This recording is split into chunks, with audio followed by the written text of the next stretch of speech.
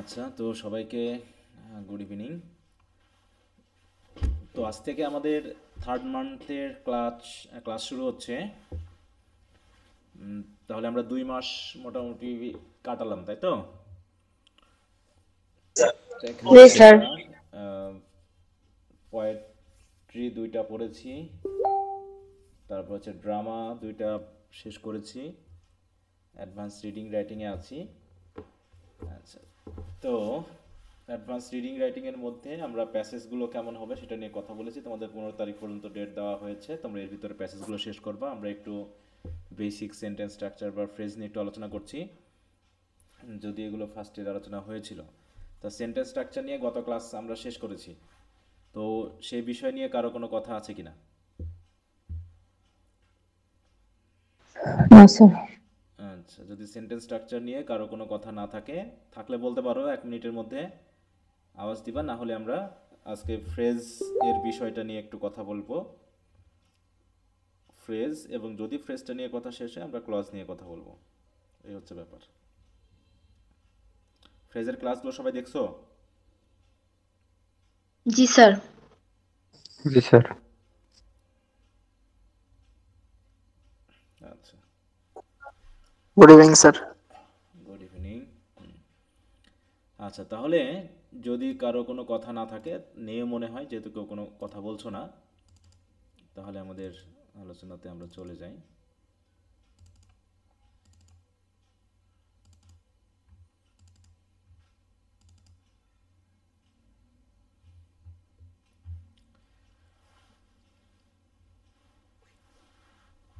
আচ্ছা, তো যাই হোক, প্রকারভেদ বা এগুলো নিয়ে আমি আর সংজ্ঞায়িত করবো না, কারণ এগুলো তোমরা পড়েছো নাকি। হুম। আমি একটু ফ্রেজ কত প্রকার, টোটাল আমি যে আলোচনাটা করেছি সেই হিসাবে ফ্রেজ কত প্রকার, এগুলো কে কে বলতে পারবা? তাহলে একটু হাত তুলবা। 13 প্রকার স্যার। আচ্ছা, একটু হাত তুলো দেখি কে কে বলতে পারবা যে ফ্রেজ কত প্রকার। আমি কত প্রকার ফ্রেজের নাম দিয়েছি, সবাই হাত তোলো, যারা যারা পারবা হাত তোলো। 5 জন হাত তুলেছে।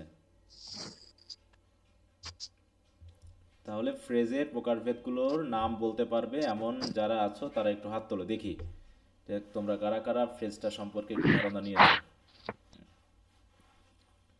10 জন হাত তুলেছে 70 জনের ভিতরে। তাহলে 7 ভাগের 6 ভাগের 1 ভাগ হাত তুলেছে। বাকি 5 ভাগ কারা, যারা এখনো কিছু পড়েনি, না জানেনি, না হাত তুলছে না? কোনটা বলো? কি তোমরা কি পড়নি? যে স্যার তো পড়াই দিবে, আবার পরে কি করব নাকি? হুম। আচ্ছা, সরি, একটু কল ধরে নিই আমি।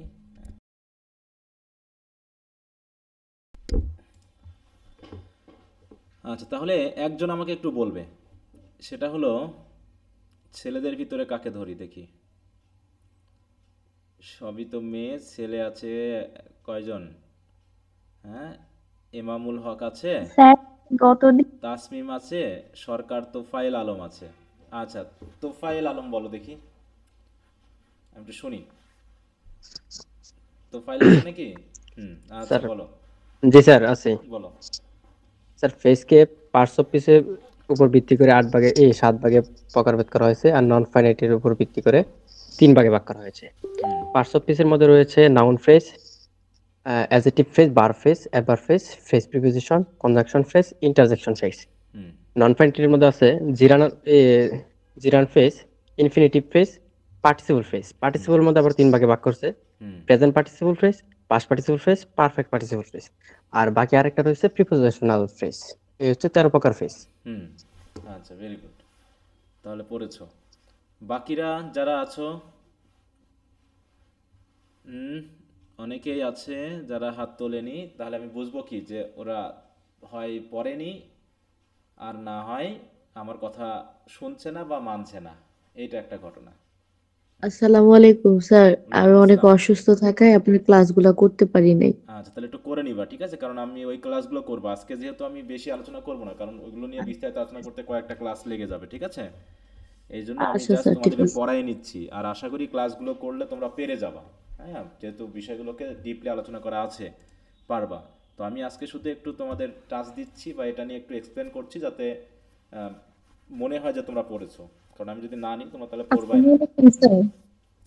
ওয়ালাইকুম আসসালাম। হুম স্যার আমি হচ্ছে দীর্ঘদিন অসুস্থতার কারণে অনেকগুলো ক্লাস হচ্ছে করতে পারিনি, ওই রোমান্টিক পোয়েট্রির হচ্ছে হোয়াটসঅ্যাপ থেকে শুরু করে। হুম তো হচ্ছে রিডিং স্কিলের কয়টা ক্লাস হয়েছে স্যার?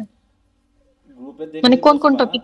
এখানে রিডিং স্কিলসের কোন কোন টপিক বলতে আমরা শুধুমাত্র পার্ট এ এর প্যাসেজগুলো পড়েছি, মানে প্যাসেজ কিছু পড়াইছি আর তোমাদের কাজ দিচ্ছি, আর আমরা কিছু গ্রামাটিক্যাল আইটেম নিয়ে কথা বলছি। গুগল ক্লাসরুমে গেলেই তুমি গ্রামাটিক্যাল পাবা, গুগল ক্লাসরুমে গেলেই তুমি পেয়ে যাবা, তাই না? অথবা মেসেঞ্জারে আচ্ছা চেক ঠিক করেও আছে। তো বুঝতে পারবা যে কোন কোন ক্লাসটা হয়েছে। হ্যাঁ, গুগল ক্লাসরুমে গেলে আচ্ছা বুঝতে ঠিক পারবা। আচ্ছা, তাহলে এখন আমরা একটু এগুলোকে তাহলে আমরা প্রকারভেদ সম্পর্কে জানলাম যে টোটালি আমরা 13 প্রকার নাম পাই। হ্যাঁ, 13 প্রকার নাম পাই। একটা হচ্ছে গঠন অনুসারে, মানে হচ্ছে আমরা কি দিয়ে গঠন করছি তার অনুসারে আমরা নাম পাচ্ছি। আবার কখনো কখনো আমরা সেন্টেন্সে অবস্থানের উপর ভিত্তি করে আমরা নাম পাচ্ছি, তাই না? এইটা একটা বিষয়। জি জি স্যার। কারণ মনে করো একই ফ্রেজ গঠন অনুসারে একরকম নাম হতে পারে, আবার সেন্টেন্সে ব্যবহার করার অনুসারে একরকম নাম হতে পারে। বিশেষ করে এই যে নন ফাইনাইট ভার্ব দিয়ে যে ফ্রেজগুলো গঠিত হয়েছে, এই ফ্রেজগুলো দেখা যাচ্ছে যেটাই জিরান ফ্রেজ সেটাই হয়ে যেতে পারে নাউন ফ্রেজ, তাই না? যেটা ইনফিনিটিভ ফ্রেজ সেটা জিরান নাউন ফ্রেজ হতে পারে, সেটা অ্যাডভার্ব ফ্রেজ হতে পারে, সেটা অ্যাডজেক্টিভ ফ্রেজ হতে পারে। একইভাবে প্রেজেন্ট পার্টিসিপল ফ্রেজ যেটা আমাদের অ্যাডজেক্টিভ ফ্রেজ হতে পারে, অ্যাডভার্ব ফ্রেজ হতে পারে। পাস্ট পার্টিসিপল ফ্রেজ যেটা অ্যাডজেক্টিভ ফ্রেজ হতে পারে। পারফেক্ট পার্টিসিপল ফ্রেজ সেটা পাস্ট স্পিচ অনুসারে অ্যাডভার্ব ফ্রেজ হতে পারে, তাই না? এগুলো কিন্তু আমরা আলোচনা করেছি, ঠিক আছে? তো নাউন ফ্রেজকে আমরা কয়ভাবে গঠন করতে পারি? দুইভাবে, তাই না? নাউন ফ্রেজকে আমরা দুইভাবে গঠন করতে পারি। একটা হচ্ছে কি, হেডওয়ার্ডকে, একটা নাউন হেডওয়ার্ডকে নিয়ে তার আগে পিছে কিছু প্রি মডিফায়ার বা পোস্ট মডিফায়ার যুক্ত করে আমরা একটা ফ্রেজ গঠন করতে পারি। এটা তো বলছিলাম নাকি? হুম জি স্যার। একটা হেডওয়ার্ড, তাই না? আর হেডওয়ার্ডের আগে পিছে কি কি থাকবে এখানে কিন্তু নাউন ফ্রেজের পুরো একটা বিশ্লেষণ দেওয়া আছে। হ্যাঁ, পুরো একটা বিশ্লেষণ দিয়ে দেওয়া আছে। এটা তোমরা একটু দেখবে। এভাবে হতে পারে, আবার হতে পারে কি, 2 নম্বরে কি বলতেছে যে সেন্টেন্সের যে 5টা অবস্থান রয়েছে, subject, object, prepositional object, complement, apposition, এই সকল জায়গাতেও আমরা কোনো ফ্রেজকে যদি পাই, সেটা যা দিয়ে গঠিত হোক না কেন, সেটা যে ইনফিনিটিভ দিয়ে গঠিত হোক, সেটা কোনো জিরান্ড দিয়ে গঠিত হোক, যা দিয়ে গঠিত হোক না কেন, তাকে আমরা নাউন ফ্রেজ বলতে পারি। আমি জাস্ট একটু ইয়াতে যাচ্ছি। তারপরে অ্যাডজেক্টিভ ফ্রেজ দুইভাবে গঠন করতে পারি। অ্যাডজেক্টিভ ফ্রেজ কি, কোনো একটা অ্যাডজেক্টিভ হেডওয়ার্ডকে যুক্ত মানে ব্যবহার করে তার পূর্বে আমরা ইন্টেন্সিফায়ার যুক্ত করার মাধ্যমে আমরা অ্যাডজেক্টিভ ফ্রেজ গঠন করতে পারি। আবার কখনো কখনো কি, prepositional phrase, present participle phrase বা পাস্ট পার্টিসিপল ফ্রেজ, এগুলোকে আমরা নাউনের পরে ব্যবহার করে ওই নাউনকে পোস্ট মডিফাই করলে সেইগুলো আবার অ্যাডজেক্টিভ ফ্রেজ হয়ে যেতে পারে, তাই নাকি? তাহলে এইভাবে আমরা অ্যাডজেক্টিভ ফ্রেজকে দুইভাবে পেয়েছি। একটা হচ্ছে অ্যাডজেক্টিভের হেডওয়ার্ড ধরে সেটা, অথবা অন্য কোনো prepositional phrase, present participle phrase বা পাস্ট পার্টিসিপল ফ্রেজকে নাউনের পরে বসিয়ে। আবার আমরা অ্যাডভার্ব ফ্রেজকেও ঠিক একইভাবে গঠন করেছি। কোনো একটা অ্যাডভার্ব দিয়ে আমরা গঠন করতে পারি, অথবা আমরা কি কি করতে পারি, সরি ভার্ব ফ্রেজ, তাই না? ভার্ব ফ্রেজটা বাদ গেছে। ভার্ব ফ্রেজ হতে পারে কি, একটা প্রিন্সিপাল ভার্বের সাথে এক বা একাধিক অক্সিলারি ভার্ব, সাথে হয়তো বা কোনো পার্টিকেল যুক্ত করার মাধ্যমে আমরা, পার্টিকেলটা কি সবাই বলতে পারবে? পার্টিকেল কি জিনিস? What is particle? বলো। যে সকল ওয়ার্ড ভার্ব হয় কিন্তু ওটার মানে পরবর্তী কোনো মিনিং হয় না, মানে যেমন গো, গিভ আপ, এখানে আপের পরে তো আর কোনো কিছু মানে দেওয়া যাবে না, যার কারণে আমি এইভাবে বুঝছি। হ্যাঁ, পার্টিকেল মানে হচ্ছে যার কোনো পার্টস স্পিচ নির্ধারণ করা যায় না সেন্টেন্সে যখন ব্যবহার করা হবে, ঠিক আছে? যে যখন আমরা সেন্টেন্সে কোনো, বিশেষ করে এখানে দুইটা আমি বলেছি যে গ্রুপ ভার্বের ক্ষেত্রে অথবা ইনফিনিটিভের ক্ষেত্রে আমরা যখন বিশেষ করে টুটা আমরা ইনফিনিটিভে ব্যবহার করি, তাই না? টু প্লাস ভার্বের বেস ফর্ম। তাহলে যদি আমি বলি টু গো, তাহলে গোটা কি? গোটা তো একটা ভার্ব, Verb। তাহলে টুটা কি? জি স্যার। ইনফিনিটিভ। টুটা কি? টুটা আসলে আমরা জানি না টুটা কোন পার্টস। যদি টুকে আমি প্রিপোজিশন বলি তাহলে তো ভার্বে তো আইএনজি হওয়ার কথা ছিল নাকি? অতএব টুকে আমি প্রিপোজিশনের মধ্যে জি, স্যার। ফেলতে পারছি না, আবার আমি কোনো পার্টস স্পিচের মধ্যেই একে ফেলতে পারছি না, কারণ পুরোটা মিলে হচ্ছে ইনফিনিটিভ। টু গো, এই পুরোটা মিলে ইনফিনিটিভ। গো ছাড়া কি টু বললে শুধু ইনফিনিটিভ হবে? বলো। না স্যার। এটা হবে না স্যার। অতএব এই টু এর এখানে কোনো পার্সেন্ট স্পেস নির্ধারণ করা যাচ্ছে না, যেহেতু যাচ্ছে না তাই আমরা টুকে বলতেছি পার্টিকেল। ঠিক আছে, তো ঠিক একইভাবে এই যে বললাম যে গো অন মানে কোনো কাজ চালিয়ে যাওয়া, গো অন মানে কি কোনো কাজ চালিয়ে যাওয়া, তাহলে গো মানে ভার্ব, তাহলে অনটা কি, অনটাকে আমরা বলতে পারতেছি না কিছু, কারণ এখানে গো অন মানে তাহলে অন যদি প্রিপোজিশন হতো তাহলে তারপরে কোনো নাউন থাকতো, কিন্তু এই প্রেপোজিশনের পরে কিন্তু কোনো নাউন নাই, তো সেক্ষেত্রে আমরা একে প্রেপোজিশনে বলতে পারতেছি না, মানে কোনো কিছুই বলতে পারতেছি না, গোয়ের সাথে বসে সে একটা অর্থ দিচ্ছে। অতএব এই জাতীয় গ্রুপ ভার্বের যে সকল প্রেপোজিশনগুলো বসবে সেগুলোকে পার্টিকেল বলা হয়ে থাকে। ঠিক আছে, তাই বলতেছি এই যে ভার্বের সাথে একের অধিক অক্সিলারি ভার্ব এবং সাথে সাথে যদি কোনো পার্টিকেল যুক্ত হয় এগুলো যুক্ত হয়ে একটা গ্রুপ ভার্ব গঠন করবে, তাই না, একটা ভার্বের ফ্রেজ গঠন করবে, এইটাই সেটা বলা হচ্ছে। ঠিক আছে, যেমন আমরা অনেক সময় এইরকম উদাহরণটা বলে থাকি যে we should not look down upon the poor. দেখো তাহলে we should not look down upon মানেটা কি, দেখো এটার মানেটা কি, লুক ডাউন আপন মানে জানা, সেটার মানে জানো, ফ্রেজটার মানে নিচু করে দেখা। ঘৃণা করা বা নিচু করে দেখা, তাই তো, নিচু করে দেখা, অবজ্ঞা করা, তাহলে এই পুরোটা মিলেই তো অবজ্ঞা করা, তাই না, এই পুরোটা মিলেই হচ্ছে অবজ্ঞা করা। তাহলে এই এখানে ভার্ব ফ্রেজ কতটুকু বলো তো, এই শুড থেকে শুরু করে আপন পর্যন্ত পুরোটাই হচ্ছে ভার্ব। ঠিক আছে, অতএব এই জন্য একে আমরা বলতেছি ভার্ব ফ্রেজ। তাহলে সাবজেক্ট প্লাস হচ্ছে আমাদের ভার্ব ফ্রেজ, তারপর হচ্ছে আমাদের নাউন ফ্রেজ অবজেক্টে বসে, তাহলে এই পুরোটা হচ্ছে ভার্ব। তাহলে ভার্ব ফ্রেজ প্রধানত কি দেখেন, এখানে একটা অক্সিলারি ভার্ব আছে, এখানে প্রিন্সিপাল ভার্ব হচ্ছে কিন্তু লুক, এখানে প্রিন্সিপাল ভার্ব হচ্ছে লুক, তাহলে লুকের সাথে আবার কি হয়েছে, দুইটা আবার পার্টিকেল বসেছে, এই এর মধ্যে একটাকে পার্টিকেল বলা হয়, শেষেরটাকে প্রিপোজিশন বলা হয়। আর যদি দুইটা থাকে, একটা ফ্রেজের সাথে যদি দুটা প্রিপোজিশন থাকে বিশেষ করে, তাহলে আগেরটা হয় পার্টিকেল আর পরেরটা হয় প্রিপোজিশন, কারণ তারপরে অবশ্যই একটা অবজেক্ট থাকে। হ্যাঁ, তো সেই হিসাবে এই পুরোটা হচ্ছে একটা ভার্ব ফ্রেজ। তাহলে ভার্ব ফ্রেজ আমরা কিভাবে গঠন করতে পারি, একটা প্রিন্সিপাল ভার্বের সাথে এক বা একাধিক সাহায্যকারী ভার্ব সাথে কোনো পার্টিকেল যুক্ত করার মাধ্যমে। অ্যাডভার্ব ফ্রেজ কি, ওইরকম একটা অ্যাডভার্বের সাথে যদি আমরা একটা ইন্টেন্সিভ ভার্ব যুক্ত করি তাহলে সেটাও একটা অ্যাডভার্ব ফ্রেজ হয়ে যায়। সাথে সাথে infinitive phrase, present participle phrase এবং পারফেক্ট পার্টিসিপল, সাথে আবার কি প্রিপোজিশনাল ফ্রেজ, এই চারটা ফ্রেজ কিন্তু অ্যাডভার্ব ফ্রেজের কাজ করতে পারে সেন্টেন্সে, তাই তো, এই চারটা ফ্রেজই কিন্তু অ্যাডভার্ব ফ্রেজের কাজ করতে পারে। কখন তারা, যখন তারা ভার্বকে মডিফাই করবে, তাই না, ভার্বের প্রি বা পোস্ট মডিফায়ার হিসেবে যখন এই ফ্রেজগুলো বসবে, তারা গঠন অনুসারে যে নামই হোক না কেন তখন পার্সেন্ট স্পেস অনুসারে আমরা এদেরকে অ্যাডভার্ব ফ্রেজ বলতে পারি। ঠিক আছে, তো তাহলে অ্যাডভার্ব হিসেবে বসতে পারে কোন কোন phrase, infinitive phrase, present participle phrase, perfect participle phrase এবং প্রিপোজিশনাল ফ্রেজ। ঠিক তো, মনে থাকবে এগুলো? জি স্যার। জি স্যার। এবার ফ্রেজ প্রিপোজিশন কি, পার্সেন্ট স্পেস অনুসারে ফ্রেজ প্রিপোজিশন হচ্ছে, দেখো এগুলো হচ্ছে কি এক একটা ফ্রেজ প্রিপোজিশন, কোনো একটা ওয়ার্ডের আগে পরে এক একটা প্রিপোজিশন যুক্ত হয়ে একটা নির্দিষ্ট ফ্রেজ গঠন করবে এবং যার একটা নির্দিষ্ট মিনিং থাকবে। দেখো ইন প্লেস অফ মানে পরিবর্তে, হ্যাঁ, ওই ডিউ টু মানে কারণে, তাই না, ইন কোয়েস্ট অফ মানে সন্ধানে। দেখো আমি এখানে প্রায় 40-45টা দিয়েছি, এগুলো হচ্ছে কি বলবো ফ্রেজ প্রিপোজিশন। তারপরে থাকতেছি কি কনজাংশন প্রিপোজিশন ফ্রেজ। দেখো এখানে যে কনজাংশনগুলো একের অধিক ওয়ার্ড নিয়ে গঠিত, তাই না, নো সুনার দ্যান, এগুলো হচ্ছে কি সবই কনজাংশনাল ফ্রেজ। ইন্টারজেকশন ফ্রেজ কি, যেখানে ইন্টারজেকশনের সাথে দেখো এরকম কোনো ফ্রেজ যুক্ত হয়ে যখন আমাদের একটা ইন্টারজেকশন মার্ক বসবে তখন সেটাকে বলা হবে ইন্টারজেকশন ফ্রেজ।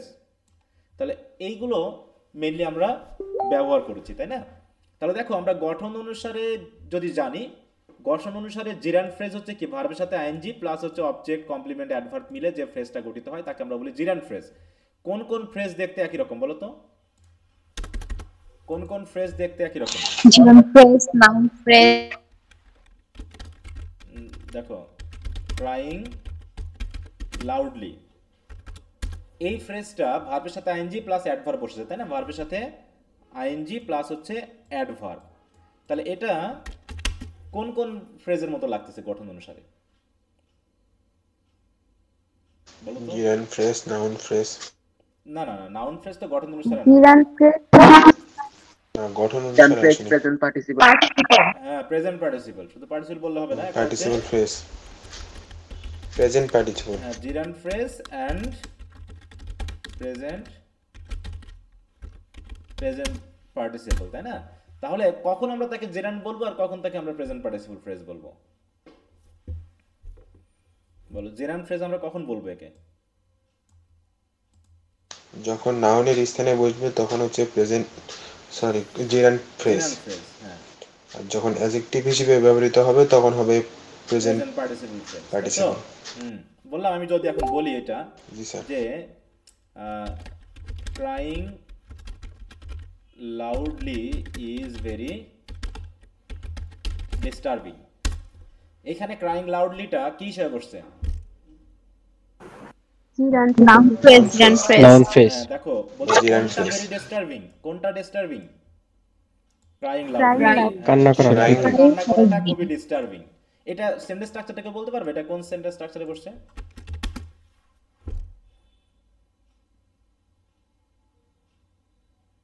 আমরা যে সেন্টেন্স স্ট্রাকচারগুলো শিখছি এখানের মধ্যে কোনটায় বসেছে বলতে পারবা?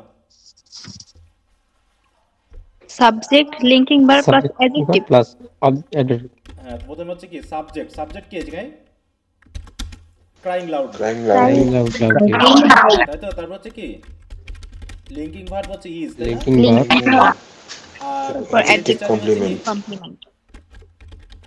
Adjective adjective adjective complement. Yes, তো অ্যাডজেক্টিভ কমপ্লিমেন্ট। তাহলে দেখো ভেরি ডিস্টার্বিং, ভেরি ডিস্টার্বিং এটা কি অ্যাডজেক্টিভ, শুধু কি অ্যাডজেক্টিভ নাকি অ্যাডজেক্টিভ ফ্রেজ? এটা adjective phrase. Adjective phrase. Phrase, তাই না? তাহলে অ্যাডজেক্টিভ ফ্রেজ কিন্তু এটা, কারণ দেখো ডিস্টার্বিংটা হচ্ছে অ্যাডজেক্টিভ আর তার সাথে একটা ইন্টেন্সিফায়ার ভেরি বসেছে দিয়ে এখানে আমাদের এখানে তাহলে এই সেন্টেন্সে কয়টা ফ্রেজ আছে টোটাল? দুইটা। দুইটা ফ্রেজ, তো একটা হলো নাউন ফ্রেজ, একটা হলো অ্যাডজেক্টিভ ফ্রেজ। Adjective phrase. আবার একে আমরা বলতেছি জিরান্ড ফ্রেজ, তাই না? এখন যদি আমি সেন্টেন্সটাকে একটু চেঞ্জ করে ফেলি, বললাম the boy crying loudly is very মনে করে বললাম হচ্ছে হাংরি। হ্যাঁ, এখন কি দাঁড়ালো ক্রাইং লাউডলিটা? তাহলে এটা কি ফ্রেজ হলো? Adjective phrase. Adjective phrase, present present participle. Participle phrase বা অ্যাডজেক্টিভ ফ্রেজ। হ্যাঁ, পার্টিসিপল অনুসারে অ্যাডজেক্টিভ ফ্রেজ কিন্তু গঠন অনুসারে প্রেজেন্ট পার্টিসিপল ফ্রেজ, তাই তো? তাহলে কেন আমি তাকে প্রেজেন্ট পার্টিসিপল ফ্রেজ বললাম? বলো কেন? নাউনের পরে উঠছে, নাউনকে মডিফাই করছে। কারণ আমি বলতেছি the boy is very hungry, বয়টা খুবই ক্ষুধার্ত। কোন বয়টা ক্ষুধার্ত? ক্রাইং লাউডলি, লাউডলি কান্না কান্না করে। করছে, তাই না? হ্যাঁ, তাহলে সেই হিসাবে সে কিন্তু পোস্ট মডিফায়ার হিসাবে অ্যাডজেক্টিভ ফ্রেজ এবং সাথে সাথে যে আইএনজি যুক্ত ওয়ার্ডটি বা ফ্রেজটি অ্যাডজেক্টিভের কাজ করবে তাকে আমরা প্রেজেন্ট পার্টিসিপল বলতে পারি। ঠিক আছে? তো এই হলো ব্যাপার। তাহলে the boy crying loudly is very hungry, তাহলে এখানেও সেন্টেন্স স্ট্রাকচার কি দাঁড়ালো বলো তো? এটাই না সেন্টেন্স স্ট্রাকচারটা? এটাই না? জি স্যার। জি স্যার। এটা কিন্তু সেন্টেন্স স্ট্রাকচার। দেখো সাবজেক্ট এখানে পুরোটা মিলে subject, the boy crying loudly পুরোটা মিলে সাবজেক্ট, কারণ এটা হচ্ছে একটা নাউন ফ্রেজ। তারপর হচ্ছে ইজ হচ্ছে কি আমাদের linking verb, are very hungry হচ্ছে কি অ্যাডজেক্টিভ কমপ্লিমেন্ট। Adjective complement. তাহলে দেখো আমরা একটা ছোট সেন্টেন্স স্ট্রাকচারকে আস্তে আস্তে এভাবে বড় করব ফ্রেজ যুক্ত করার মাধ্যমে, তাই না? দেখো এখানে আমাদের টোটাল কয়টা ফ্রেজ আছে এখানে বলতে পারবা? তিনটা। এখানে দ্য বয়, তাই তো? এটা একটা নাউন ফ্রেজ। আবার দ্য বয় ক্রাইং লাউডলি এটা পুরোটা মিলে একটা নাউন ফ্রেজ। আবার ক্রাইং লাউডলি এটা একটা প্রেজেন্ট পার্টিসিপল ফ্রেজ, এটাই অ্যাডজেক্টিভ ফ্রেজ। আবার ভেরি হাংরি এটা হচ্ছে আবার অ্যাডজেক্টিভ ফ্রেজ, তাই না? হ্যাঁ, তুমি যেভাবে ভাবো না কেন। এবং সেন্টেন্স স্ট্রাকচারের মধ্যে আমরা ফেললাম এই পুরোটা মিলে হলো সাবজেক্ট, এটা হলো লিঙ্কিং ভার্ব, আর এইটুকু হলো আমাদের অ্যাডজেক্টিভ কমপ্লিমেন্ট মানে অ্যাডজেক্টিভ ফ্রেজ। অ্যাডজেক্টিভ ফ্রেজ, ঠিক আছে? আচ্ছা, তাহলে বোঝা গেল যে ভার্বের সাথে আইএনজি যুক্ত কোনো ফ্রেজ থাকলে বা কোনো ওয়ার্ড থাকলে সে জিরান্ডের কাজও করতে পারে, অ্যাডজেক্টিভের কাজও করতে পারে, মানে নাউনের কাজও করতে পারে, অ্যাডজেক্টিভের কাজও করতে পারে। সেই হিসাবে হয় জিরান্ড, না হয় প্রেজেন্ট পার্টিসিপল। এবার আসি আমাদের প্রিপজিশনাল ফ্রেজ। কোন কোন ফ্রেজের কাজ করতে পারে? আচ্ছা, প্রথমে আসো প্রিপজিশনাল ফ্রেজ গঠনটা কেমন। প্রিপজিশনাল ফ্রেজ আমরা কিভাবে গঠন করি? প্রিপজিশন দিয়ে শুরু হবে। প্রিপজিশন প্লাস প্রিপজিশন দিয়ে শুরু হবে, যেমন হচ্ছে বললাম ইন দা স্কাই, তাই তো? In the sky. Prepositional phrase mainly গঠন হয় কিভাবে? একটা প্রিপজিশন প্লাস হচ্ছে একটা নাউন বা নাউন ফ্রেজ। নাউন ফ্রেজ অথবা প্রোনাউন, নাকি? এইগুলো মিলে হতো। তেমন হচ্ছে ইন দ্য স্কাই, এখানে ইন হলো প্রেপোজিশন আর দ্য স্কাই হলো আমাদের নাউন ফ্রেজ, মিলে হয়েছে প্রেপোজিশনাল ফ্রেজ। এখন কথা হলো এই প্রেপোজিশনাল ফ্রেজ পার্সন স্পিচ অনুসারে কোন কোন ফ্রেজের কাজ করতে পারে? নাউন আর অ্যাডভার্বিয়াল।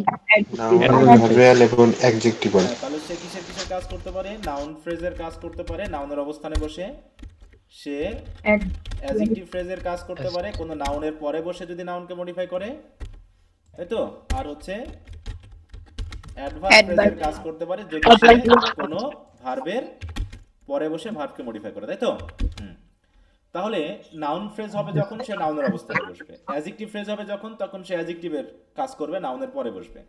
তাহলে মনে করো এই যে ইন দ্য স্কাই, আমি যদি এই ফ্রেজটাকে একটু সেন্টেন্সে যোগাই তাহলে কেমন হবে? বললাম আচ্ছা আমি একটু ইন দ্য স্কাই না দিয়ে আন্ডার দ্য স্কাই দিই। আন্ডার দ্য স্কাই এইটুকু আমি ব্যবহার করছি, মনে করো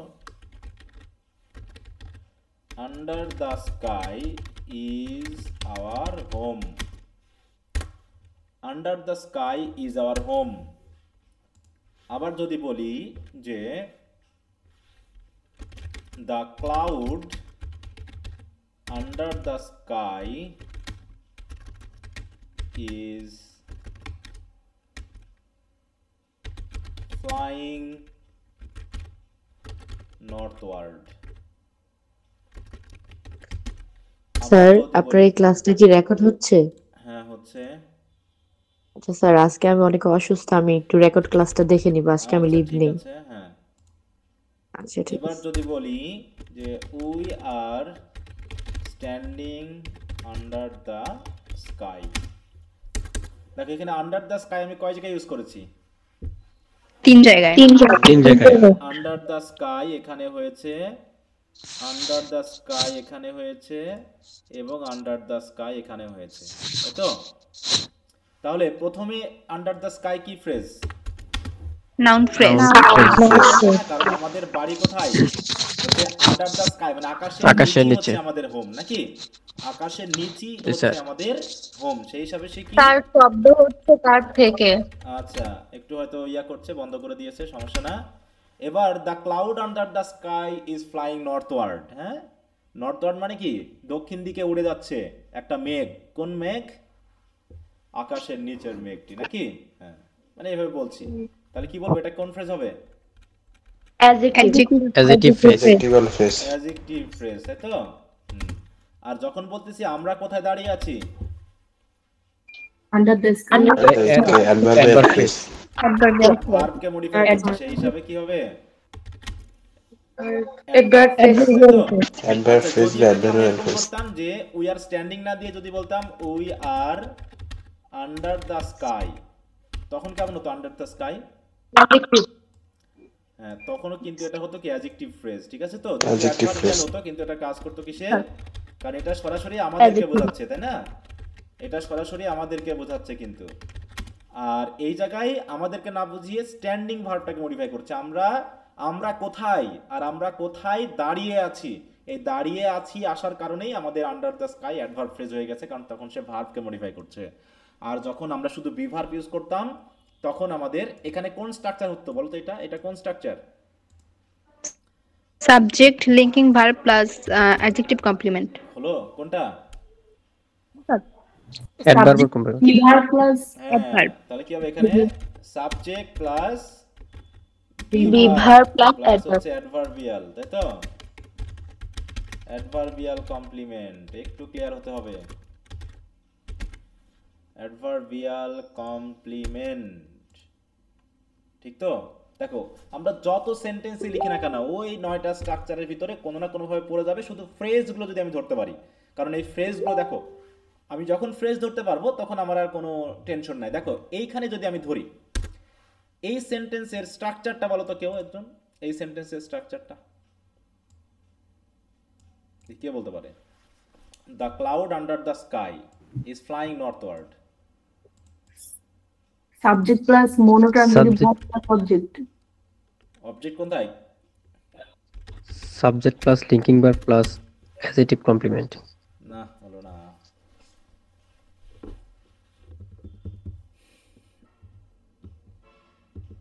কেউ বলতে পারবে না? তোমরা সব জোট পেঁচায় ফেলতেছো কেন? এখানে কি কোনো অবজেক্ট আছে? Subject sir. প্লাস মনোট্রানজিটিভ এতটুকু। মনোট্রানজিটিভ বলতে অবজেক্ট থাকবে, এখানে অবজেক্টটা কোনটা বলো? Subject plus intransitive. ইনট্রানজিটিভ। হ্যাঁ, মেঘ উড়ছে, এখানে ওড়ার জন্য আবার কোনো অবজেক্ট আছে এই জায়গায় বলো? এখানে কোনো অবজেক্ট আছে? না স্যার। নর্থ ওয়ার্ড হচ্ছে দিকে, দিকে মানে কি? দিকে বলতে কি যেটা প্লেস বোঝাচ্ছে, তাহলে এটা অ্যাডভার্ব। তাহলে অ্যাডভার্বের সাথে যে ভার্ব বসে তার সাথে কি কোনো অবজেক্ট ইয়া হয় বলো? এটা তো ইনট্রানজিটিভ ভার্ব। আকাশে মানে মেঘটা উত্তরের দিকে উড়ে যাচ্ছে, এখানে কিভাবে তোমরা লিঙ্কিং ভার্ব বুঝলাম? আমি বুঝলাম এই ইজ থাকলেই তোমরা লিঙ্কিং ভার্ব ধরতেছো, আমি বুঝলাম না একটা জিনিস। এখানে তো একটা ভার্ব আছে ভাই, গতদিন তো আমি বললামই যেটা কন্টিনিউয়াস টেন্সের জন্য ব্যবহার হচ্ছে, এই ইজটা তো কন্টিনিউয়াস টেন্সের ইজ, ঠিক আছে? কি কথা বোঝা গেল? জি স্যার। এই জি, ইজটা স্যার। তো হচ্ছে কন্টিনিউয়াস টেন্সের ইজ। এমন না যে ইজ থাকলেই তুমি লিঙ্কিং ভার্ব ধরতেছো। আমি তো এর আগে তো বোঝাই দিলাম যে ইজ কয়ভাবে বসতে পারে বলো তো? বি ভার্ব কয়ভাবে বসতে পারে? হ্যাঁ মেইন ভার্ব হিসেবে আবার অন্য ভার্বের সাহায্যকারী ভার্ব হিসেবে। হ্যাঁ, যখন বি কে আমরা মেইন ভার্ব হিসেবে বলছি তখন সে বি নিজেই বসবে, ঠিক আছে? যেমন হচ্ছে কি, যদি আমরা বি কে মেইন ভার্ব হিসাবে ধরি তাহলে হচ্ছে কি যে হি ইজ আ স্টুডেন্ট। এখানে আর কোনো কিছু আছে বলো? না স্যার। এখানে ইজটার সাথে আর কোনো ভার্ব আছে? না স্যার। আবার বলতেছি এইখানে কি এখানে মেইন ভার্ব হিসেবে সে কি লিঙ্কিং ভার্ব না? জি স্যার। এখানে মেইন ভার্ব হিসেবে সে কি?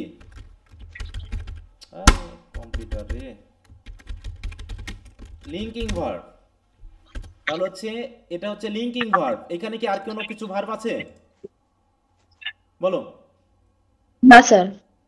কিন্তু এই বি ভার্ব তো আমরা আবার বি ভার্ব হিসাবে পেতে পারি, এটাও মেইন ভার্ব হবে।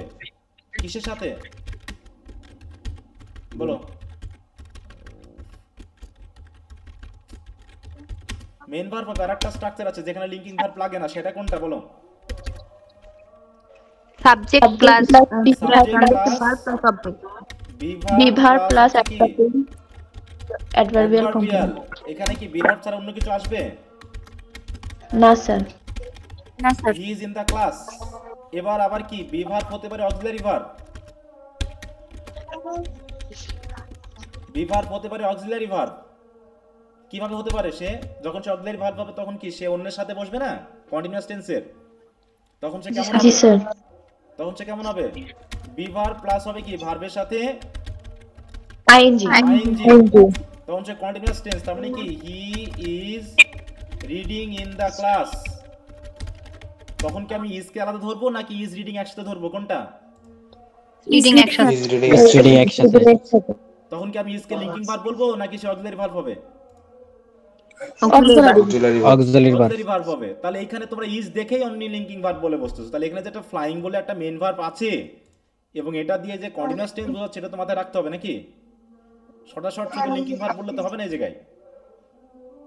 আবার অনেকে বলছো ট্রানজিটিভ ভার্ব, তার ট্রানজিটিভ ভার্বের অবজেক্টটা কোথায় বলো? এখন অবজেক্টই ক্লিয়ার হয়নি, দেখছো তোমাদের মাঝে অবজেক্টই ক্লিয়ার হয়নি। এতবার করে গত ক্লাসে বুঝাইলাম, আবার রেকর্ড ক্লাসগুলো দেওয়া আছে, তার অবজেক্টই ক্লিয়ার হয়নি। অবজেক্ট আমি এখন কি করে বোঝাবে স্যার? আমার আর কোনো উপায় নেই তো বোঝানোর, বলো?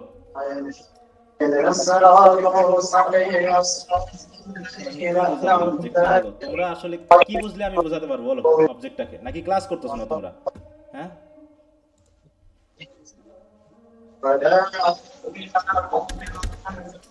কি দিয়ে যে বোঝাবো আমার মাথা কাজ করতেছে না যে আমি তোদের অবজেক্ট কি করে শেখাবো। অবজেক্ট আমি কোন আঙ্গিকে ধরাবো বলো? মিউট রাখো ইমামুল।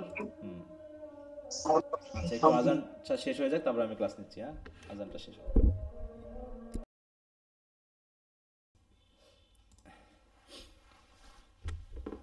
আচ্ছা, মানে বিষয়টা হলো আমি তোমাদের মানে কি করে অবজেক্টটা বোঝাবো বলো তো? এখন তোমরা ছটা শর্ট যা পাচ্ছ তাই বলে বসতেছো, মানে চিন্তাও করতেছো না, কিছুই বলতেছো না। হ্যাঁ, একটা অবজেক্ট আগে ধরবো তো, তারপর তো ভার্বটাকে আমি বলবো যে ট্রানজিটিভ না ইন্ট্রানজিটিভ, নাকি না আন্দাজে দেখে বলে ফেলবো? বলো। মানে আমি ঠিক এখন আমার আর ক্ষমতা নেই যে আমি আসলে তোমাদের কীভাবে বলবো, কারণ একই কথা আমার বারবার বলা হয়ে যাচ্ছে। এখন আমি জানি না আমি তোমাদেরকে আসলে বোঝাতে মানে পারছি কি না, নাকি তোমরাই ক্লাসগুলো করোনি, এটা একটা বিষয়। হ্যাঁ, আচ্ছা তো যাও, যা বলেছো বলেছো, ভালোই বলেছো, সমস্যা না। যারা পেরেছো তারা পারছো, যারা পারোনি তারা একটু ভালো করে ক্লাসগুলো করে নিও, কারণ ওই একই কথা আবার বলতে গেলে ক্লাস নষ্ট হবে। তো যাই হোক, এখন তাহলে আমি যেটাতে ছিলাম যে আসলে এই সেন্টেন্সটার স্ট্রাকচারটা কি, মানে প্রত্যেকটা সেন্টেন্সে আমরা যেহেতু এ পর্যন্ত দুটো জিনিস শিখছি, একটা হচ্ছে স্ট্রাকচার, একটা হচ্ছে ফ্রেজ।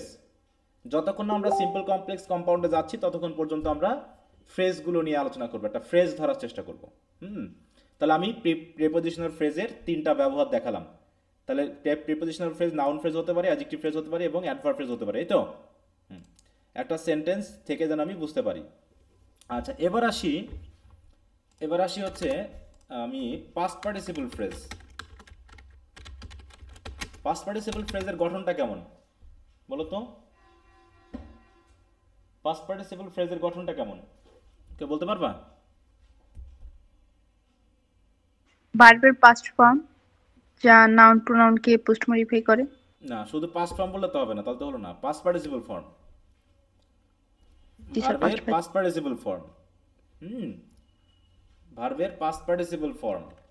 তাহলে পাস্ট পার্টিসিপল ফ্রেজটাকে আমি কিভাবে গঠন করব? প্রথমে ভার্বের কি লিখবো? Past participle. তারপরে কি হবে এখানে? ওই অবজেক্ট, অ্যাডভার্ব, কমপ্লিমেন্ট যেটা বসা সেরকমই তো বসবে নাকি? কারণ একটা ভার্ব আছে মানেই ভার্বের শেষের যে 3টা উপাদান ছিল আমাদের একটা সেন্টেন্স স্ট্রাকচারে, মানে এলিমেন্ট হিসাবে আমরা প্রেডিকেটে 3টা জিনিস পেয়েছিলাম, ফাইনাইট ভার্বের সাথে কমপ্লিমেন্ট, অবজেক্ট, অ্যাডভার্ব। তো ঠিক এখানে ওইরকম কমপ্লিমেন্ট, অবজেক্ট বা অ্যাডভার্ব, এই 3টা মিলেই আমাদের মেইনলি পাস্ট পার্টিসিপল ফ্রেজ হবে। মানে প্রত্যেকটা ফ্রেজই এই ঘটনা ঘটবে। শুধু ভার্বের স্ট্রাকচারটার ক্ষেত্রে আমি শুধু ভার্বের আগে যে ফর্মটা হয় সেটা দিয়ে দিব। যদি আইএনজি হয় তাহলে প্রেজেন্ট পার্টিসিপল হবে, জিরান্ড হবে। যদি ইনফিনিটিভ ফ্রেজ হয় তাহলে 2 প্লাস ভার্বের বেস ফর্ম হবে, সাথে সাথে অবজেক্ট, অ্যাডভার্ব, কমপ্লিমেন্ট এগুলো বসাবো। তাহলে মনে করো আমি একটা ভার্ব লিখলাম, ডান উইথ গ্রেট ইফোর্ট। এটা কি ফ্রেজ বলো তো? এটা কি phrase? Done with great effort কি ফ্রেজ বলবো এটাকে আমি? Past participle phrase. Past participle phrase. আর পাস্ট পার্টিসিপল ফ্রেজ কোন কোন পার্টিসিপের কাজ করে? পাস্ট পার্টিসিপল ফ্রেজ কোন কোন পার্টিসিপের কাজ করে? হ্যাঁ, শুধুমাত্র প্রধানত অ্যাডজেক্টিভ ফ্রেজের কাজ করে, অন্য কোনো ফ্রেজ না, শুধু অ্যাডজেক্টিভ ফ্রেজেরই কাজ করে। তাহলে যদি আমি একটা উদাহরণ লিখি এই জায়গায়, যে the work done with great effort, তাহলে the work done with great effort is really valuable. তাহলে এখানে কি দাঁড়াচ্ছে বলো তো? ডান উইথ গ্রেট ইফোর্ট, এটা কি অ্যাডজেক্টিভ ফ্রেজের কাজ করছে না? জি স্যার। বলছে the work is really valuable. The work is really valuable, কাজটা সত্যি খুবই মূল্যবান। কোন কাজটা? যেটা খুব গ্রেট ইফোর্ট দিয়ে করা হয়, তাই না? গ্রেট ইফোর্ট দিয়ে করা হয়। একইভাবে বলতে পারি যেমন I don't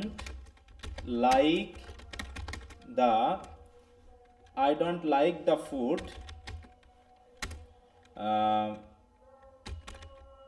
cooked in this restaurant। তাহলে এখানে পাস্ট পার্টিসিপল ফ্রেজ কোনটুকু? Cooked in the restaurant. হ্যাঁ, কুকড ইন দিস রেস্টুরেন্ট। তাহলে আমি পছন্দ করি না সেই খাবার, যে খাবার এই রেস্টুরেন্টে রান্না করা হয়। তাহলে I don't like the food cooked in this. এখানে কয়টা ফ্রেজ আছে এই সেন্টেন্সে টোটাল? 3টা। এখানে টোটাল 3টা ফ্রেজ আছে। ফ্রেজগুলো কি কি? Don't like verb phrase, the food noun phrase, cooked in this restaurant adjective phrase. Adjective phrase, তাই তো? এখন এই সেন্টেন্সের স্ট্রাকচারটা কি হবে এবার বলো?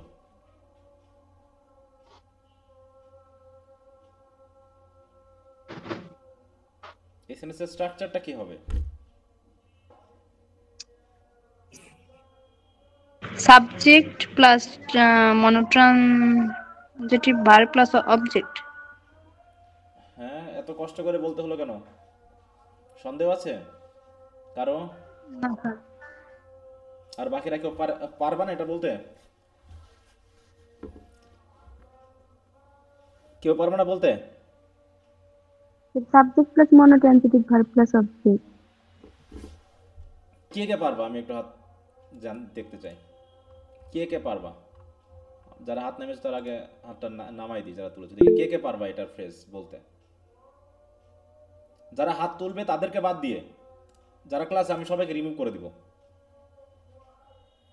আমার কথা নিশ্চয়ই সবাই শুনতে পাচ্ছে, তারা নিশ্চয়ই তাহলে যারা শুনতে পাচ্ছে তারা আমার এখানে পারবে এবং হাত তুলবে। আর যারা শুনেও হাত তুলছে না তার মানে তারা পারতেছে না, অথবা তারা ক্লাসে নেই। এখনো একটা ঘটনা ঘটবে, ঠিক আছে? তো আমি সবাইকে একদম অ্যাক্টিভলি এখানে দেখতে চাই। হ্যাঁ, আগে ছিল 70+, এখন 64-তে নেমে আসছে। এরপর আস্তে আস্তে আধা ঘন্টা পর নেমে যাবে হচ্ছে মনে করো 30-40-এ। তাহলে বাকিদের ক্লাসে যুক্ত হয়ে লাভ কি ছিল বলো? হ্যাঁ, কারো সমস্যা থাকতে পারে, বাকিদের ক্লাসে যুক্ত না হলে পারতা, পরে রেকর্ড ক্লাস দেখে নিতে। অথচ তোমার 15-20 মিনিট থেকে কি লাভটা হলো যদি একটা কমপ্লিট জিনিস না শেখো?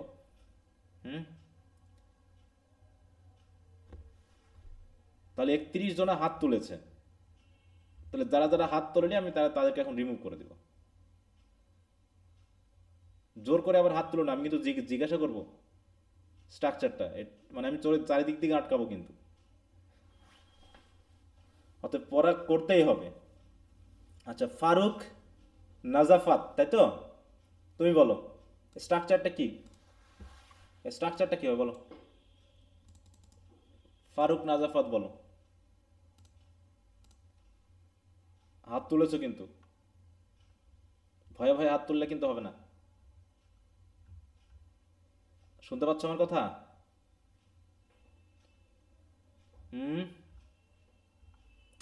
তোমাদের নিয়ে খুব বিপদ, শুধু সময় নষ্ট হয়।